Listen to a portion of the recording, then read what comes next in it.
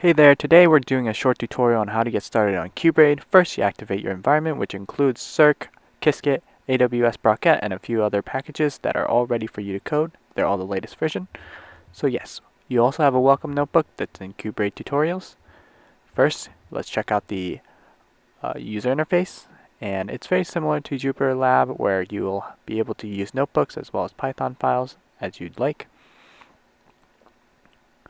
And what's great about this is that you can also do a split pane, and you can have two notebooks open at once, or just have only one open. You'll have access to being able to save, as well as cut, paste, and copy, run your code, and restart your kernel.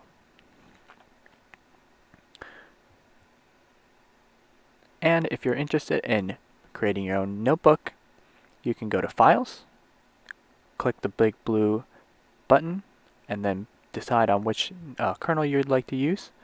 And if you're unsure about how to get started with some quantum code, we have some code snippets available, which all you have to do, just search maybe Qiskit, for example, and just copy it over. And boom, you're ready to go. That's a short tutorial on how to use qbraid. Thanks.